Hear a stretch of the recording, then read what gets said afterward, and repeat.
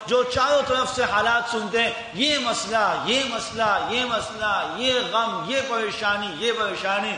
میرا یہی سوال ہے کہ بھائی پریشانیاں تو چاروں طرف سے آ رہی ہیں، آپ چاروں طرف کے رخوں پہ جاتے ہیں، ڈاکٹر کے پاس بھی، حکیم کے پاس بھی، اور طبیب کے پاس بھی، اور عامل کے پاس بھی، اور چاروں طرف سے وکیل بھی کرتے ہیں، جج کو پیسہ بھی دیتے ہیں، پولیس والوں کو بھی کھلاتے ہیں، چاروں طرف سے راستے اختیار کرتے ہیں.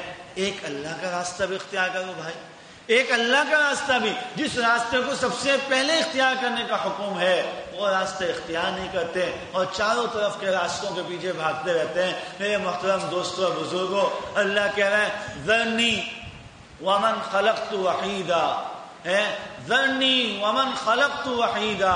میرے محترم دوستوں بزرگوں، اللہ کا قرآن مجید کو جب ہم پڑھتے ہیں ہم حیران ہو جاتے ہیں. اللہ کہیں کہتے ہیں مجھے چھوڑ دو ان لوگوں کے لیے، میں خود ان سے نمٹ لوں گا. کبھی کہتے ہیں مجھے چھوڑ دو میرے ماننے اور چاہنے والوں کے لیے، میں ان سے باتیں کروں گا. کہیں اللہ فرشتوں میں بیٹھ کے کہتے ہیں دیکھو نماز پڑھنے والوں کو، دیکھو مجھے یاد کرنے والوں کو. اللہ کی محبت بھی انتہا ہے اور اللہ کا غضب بھی بڑا خطرناک ہے. ہم لوگ اللہ کی طرف متوجہ نہیں ہوتے. پھر میں اس بات کو ایک دفعہ دوبارہ لوٹاؤں، ہر آدمی اکیلے میں بیٹھ کے بھی اس کو سوچیں، اگر میرا کسی ایک آدمی سے اختلاف ہو جائے تو میں کتنا متاثر رہتا ہوں، کتنا پریشان رہتا ہوں. مینیجر یہ بول رہا ہے، میرا مالک مکان ایسے بول رہا ہے، میرے مزدور ایسے کر رہا ہے، میرے ملازم نے یہ کر دیا.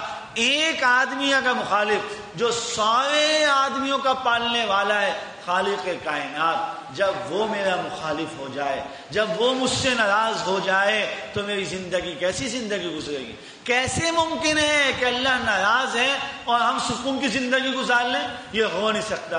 اللہ کو راضی کرنے کے لیے سب سے پہلے توبہ، اللہ کو راضی کیا جائے اور اس کے بعد اللہ کو یاد کیا جائے.